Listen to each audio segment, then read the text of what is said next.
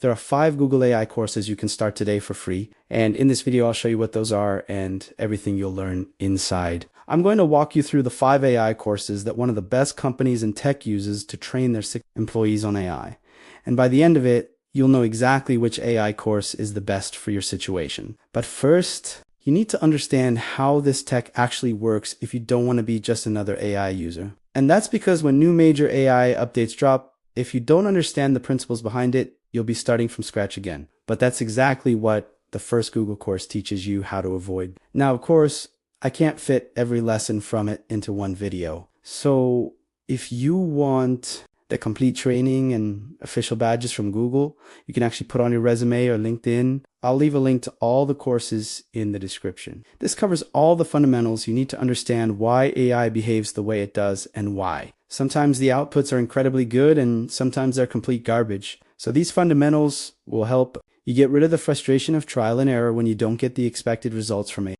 They will show you what's the root problem and how to actually solve it instead of praying to work. Inside the course, Google starts by defining AI as any computer program that does tasks which usually require human intelligence. So when the YouTube algorithm recommends you a video, that's AI.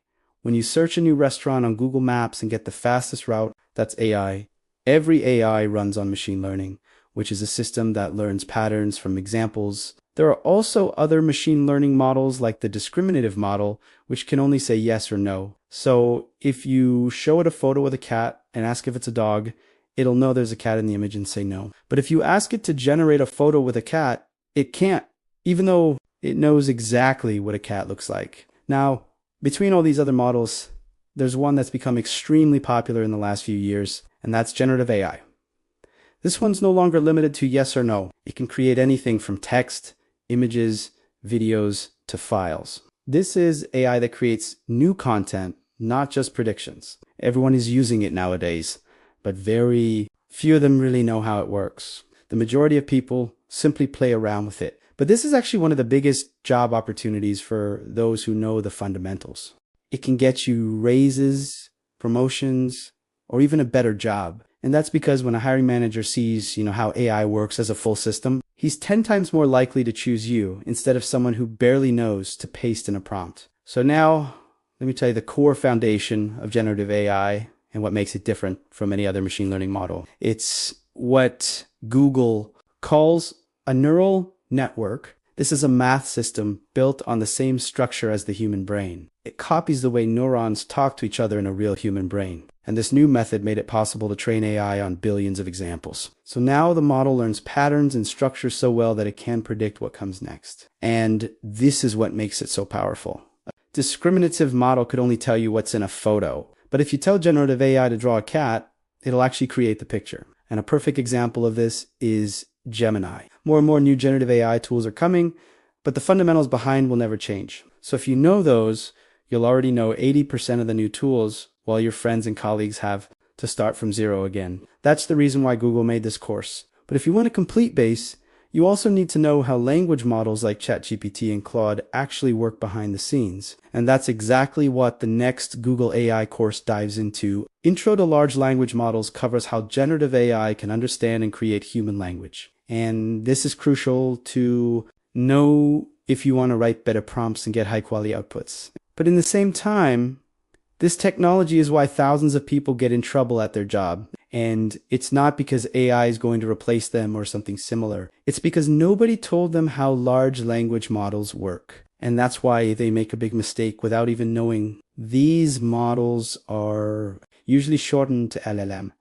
And what an LLM actually is a word predictor. Just like the autocomplete on your phone, it gets trillions of words from the internet and studies the relationships between them. Hence the name large. Now, the theory for LLMs existed even 30 years ago, but the hardware and software back then couldn't handle this many inputs.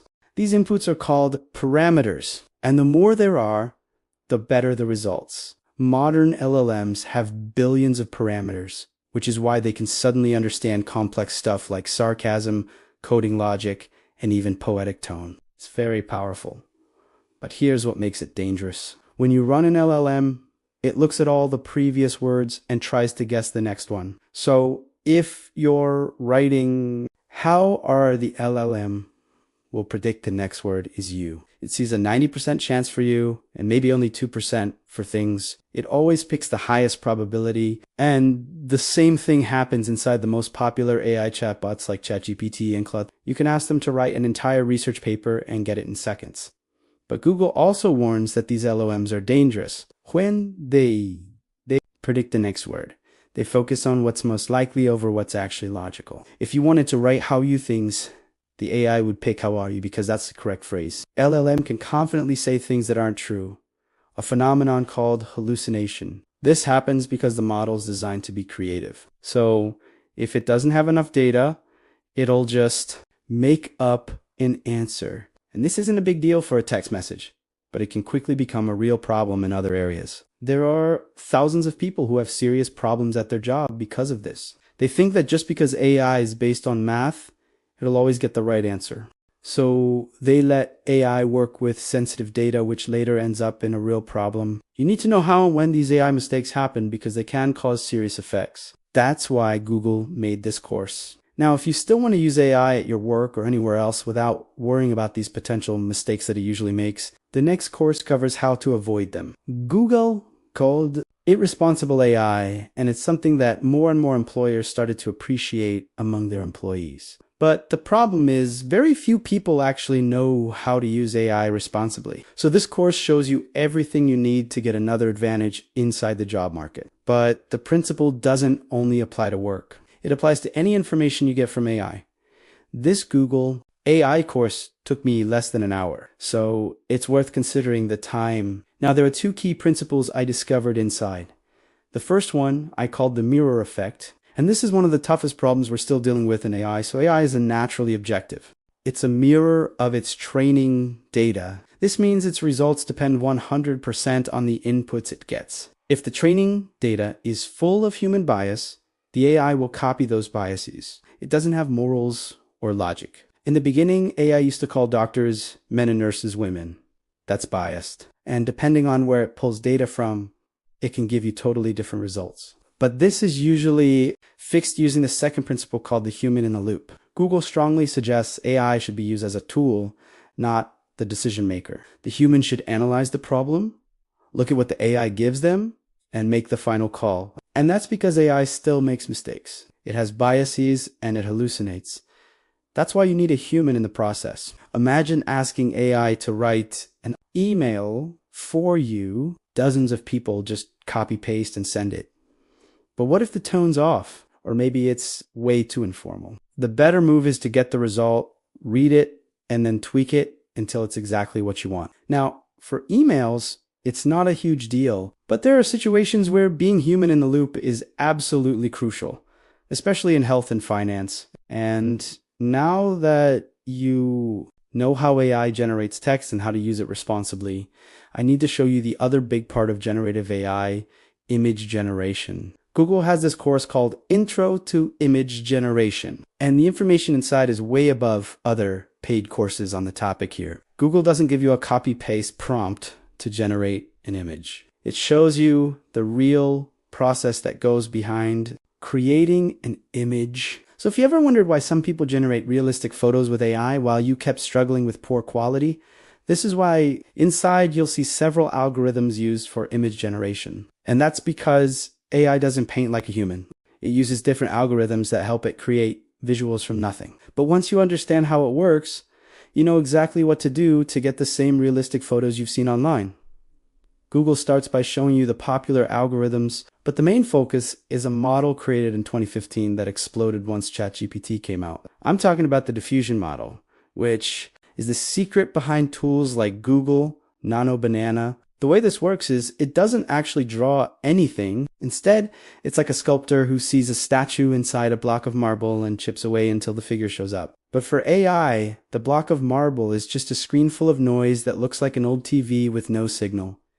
This process is called to train the AI. Google shows it a clear picture, like a sunset, and slowly adds noise until it's unrecognizable.